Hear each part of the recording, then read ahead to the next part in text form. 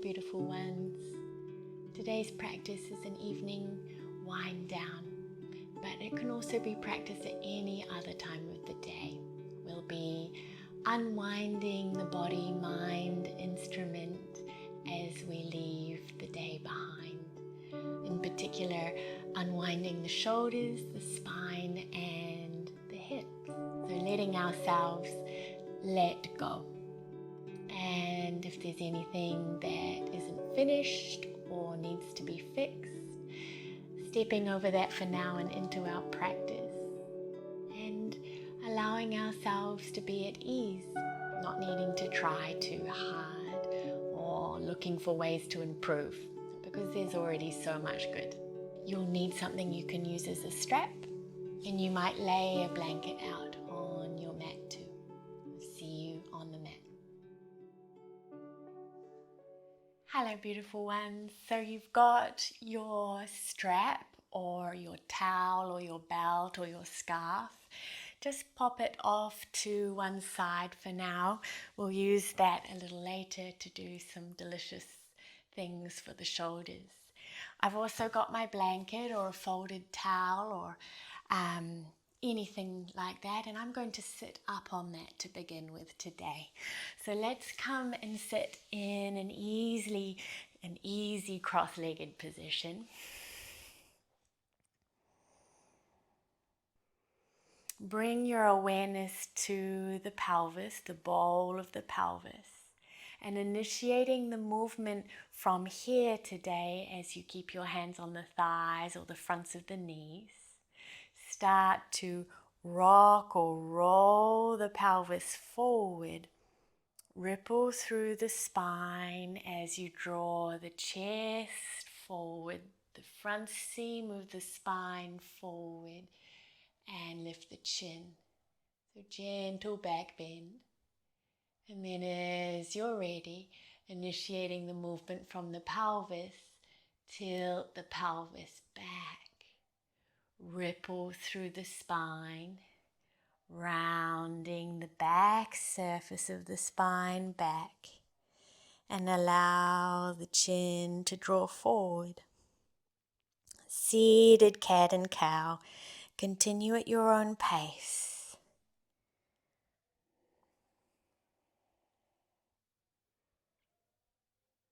So beginning with just gentle, delicious spinal movement. And see if you can continue to initiate the movement with the pelvis and then move sequentially through the spine. Looking for a little bit of movement in a lot of places in the spine.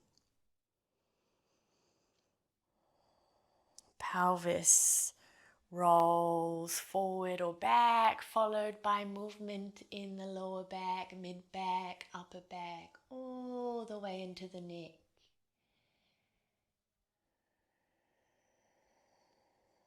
So it's like a wave or a ripple of movement from the base of your spine all the way up to the base of the skull.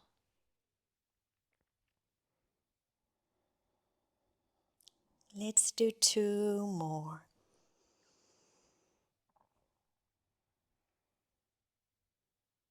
Being kind to yourself. We're still transitioning into the practice, if you like.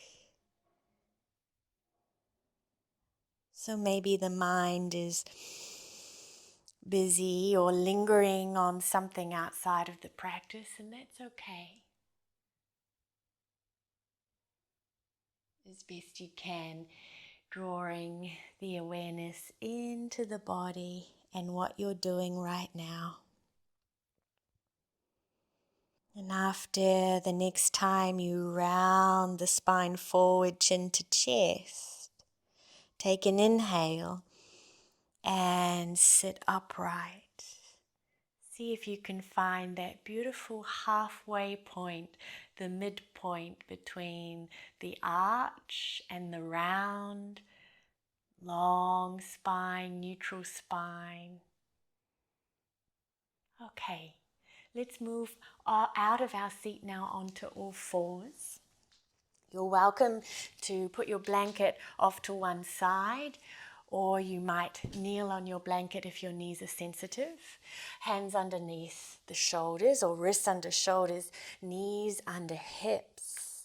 Then let's pick up the right arm, reach the right arm wide to the right and up towards the ceiling. Open your right wing.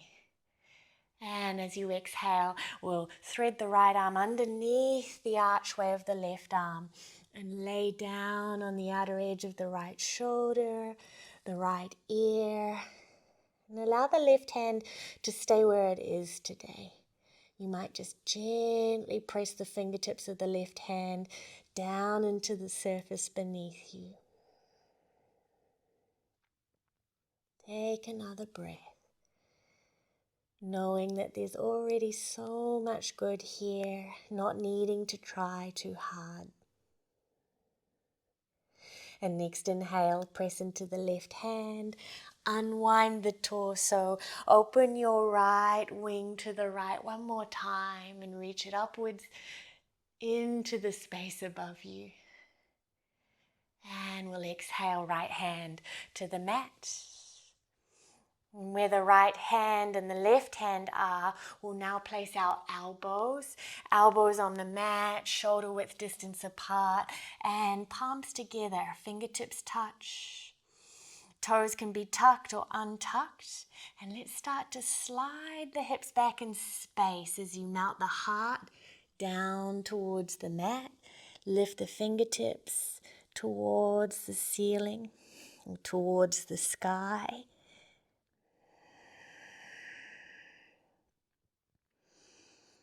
And as the fingertips lift to the ceiling or the sky, you'll have found that the forearms have lifted off the mat and the hands are in Anjali Mudra behind the head.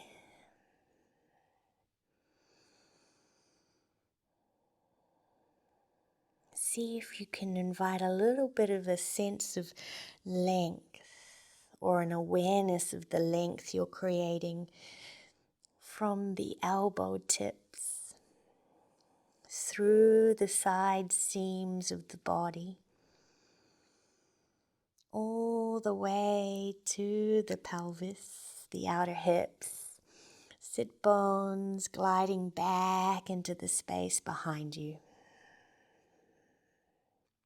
And on your next inhale, lift the head, lift the chest, lower the hands back onto the mat, hands under shoulders, lift the left wing out to the left and up towards the sky.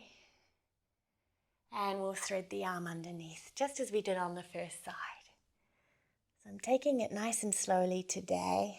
It's always nice to take it slowly.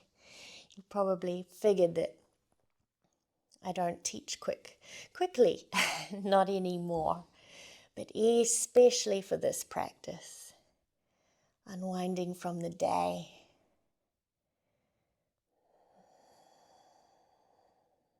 Next inhale, we'll press into our right hand and open our left wing once again out to the left and up above us. And we'll return left hand to the mat. Just take a moment, tabletop. Inhale, tabletop. Exhale. And just as we did earlier, elbows on the mat, shoulder width distance. Elbows coming to the place where the hands were. Palms of hands together. And this time we'll keep the outer wrists and the little finger side of the hand down on the mat. Curl the toes under. Lift the knees and arrive in dolphin pose. Just like downward dog, but on the forearms. And there's a groundedness here as you anchor through the forearms. the outer wrists, the outer hands. There is integrity here as you hug the inner elbows in towards the center line. And there's ease too, as you let the head just drop. One more breath.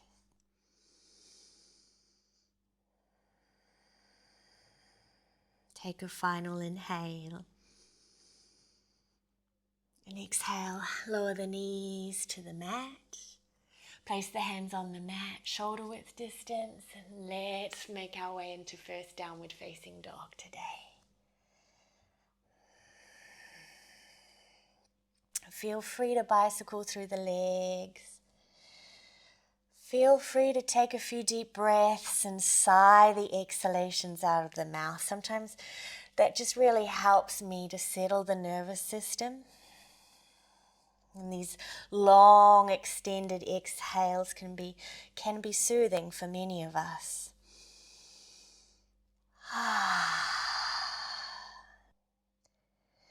We'll lower our knees, tabletop. So this next little moment is really focused on the shoulders. I'm going to do this from a lunge position, but you're welcome to do it from a seated position, sitting in Vajrasana, kneeling, or sitting on a chair, or you might do it standing too. So just know you've got those options for your base. You might take your blanket or your towel to support your knee. We'll begin with the left knee on the mat, those of us who are coming into the lunge, and the right foot forward. Start with both hands on the front thigh and give yourself a moment to arrive in the lunge or in your seat or standing tall. Beginning to have a felt sense for whatever shape you're in. And hopefully your straps nearby will take that now, and we'll take it in our left hand. So all together doing the same side, the same arm. Reach the left arm up overhead, bend the elbow, and allow the hand to come behind the head. So we won't be coming into Gomukhasana completely today. We'll reach our right arm behind to take a hold of the strap or the scarf or the belt about mid-back. So not needing to walk the hand all the way up the strap today, just taking the hand to about mid-back and gently pull the strap down and back behind you. So you reach that bottom arm back and down. And whether you're in the lunge, whether you're seated, whether you're standing, you might allow the head to just rest back in space towards the left forearm behind you, and you might just subtly lift the heart.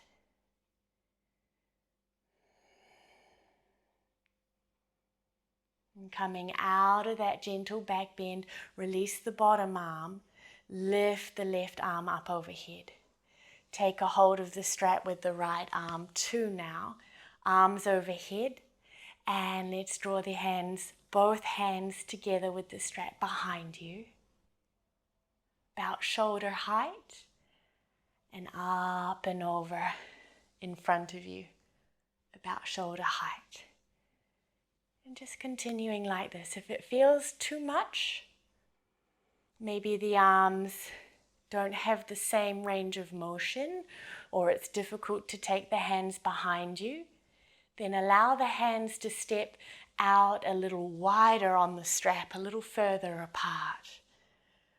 Or if it feels maybe like it's not quite enough for you, checking in and just see if there's a tendency to want to push or force or try too hard. And if that's not the case, you're welcome to bring the hands in a little closer toward one another too. And the next time the arms are up overhead, let's keep them there and reach the left arm out and down to the left, right arm up towards the ceiling, and gently lean the torso over to the left. Little side bend to finish. we'll come back up to center. Release your strap. Plant the hands, step to downward dog, or just take a moment if you're seated to change position. If you're standing in Tadasana, anchoring the feet. Whether you're in down dog, seated or standing, find a moment of stillness here. Allow there to be a pause.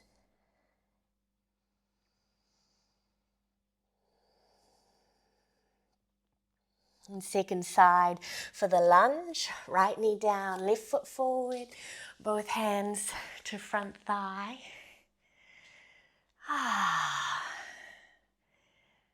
Taking in the felt sense of the shape that you're in, finding areas in the body that feel easeful, spacious,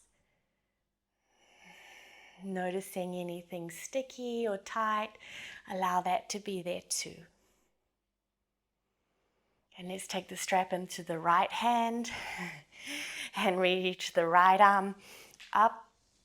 Bend the elbow, allow the hand to fall behind the skull. Left hand to strap about mid-back. And then pull the strap. Left hand draws back and down behind you. And here gently back of the skull, it just sort of nestles back into the support of the space behind you as you lift the heart.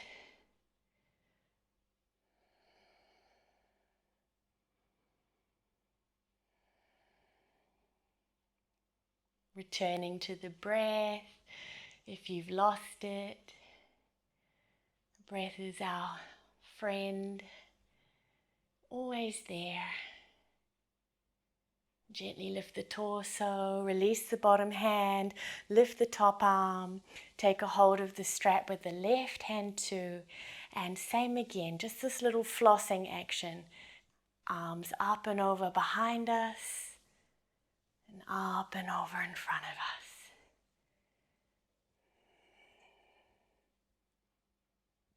Those of us that tend to hold a lot of tension in the shoulders, this might be delicious for you, I hope. Let's do one more.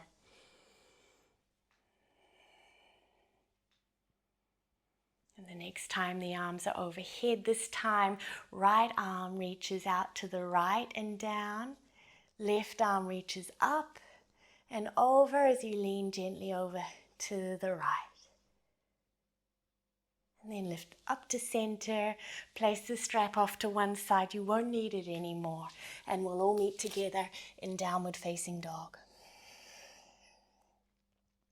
Those of us that were in the lunge and we're using the blanket, you're welcome to adjust the blanket now or move it off to one side.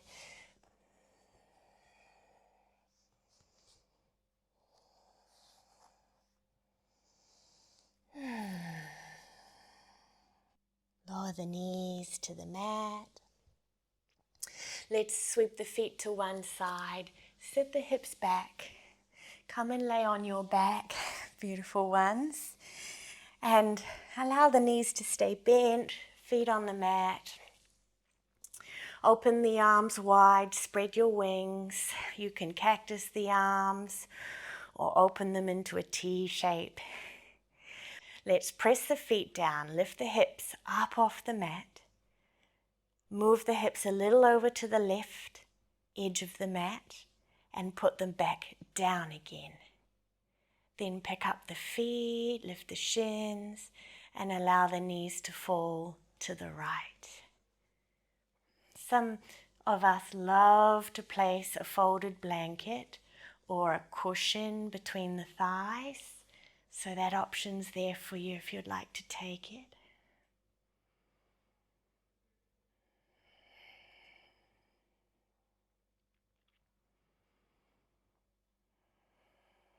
And as the lower body spirals to the right, the upper body spirals to the left.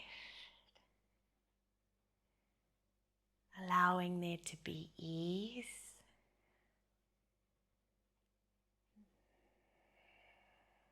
Not needing to try too hard.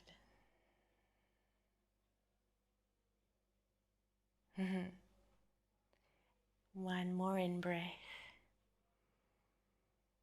Let's use the exhale to draw the legs back up again. Place the feet down, lift the hips, shift the hips a little over to the right edge, place them back down, lift the feet, and let's journey into the second side.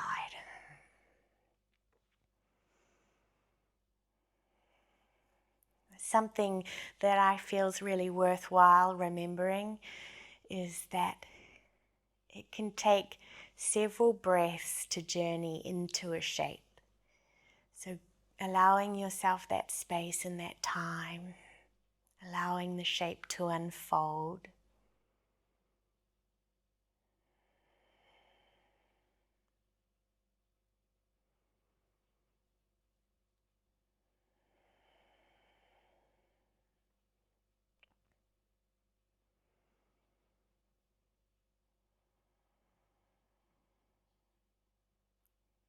Another inhale. Exhale back to center.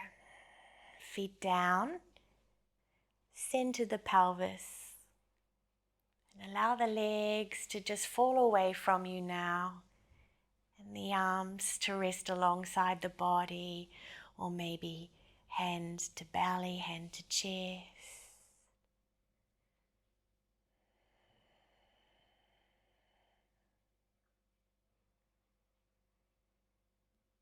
Knowing that I'll be leaving you in Shavasana today.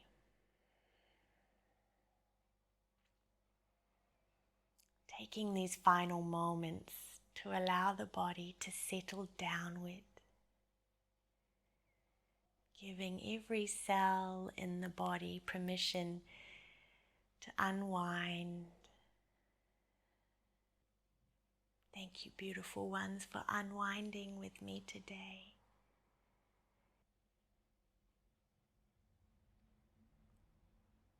May we be happy.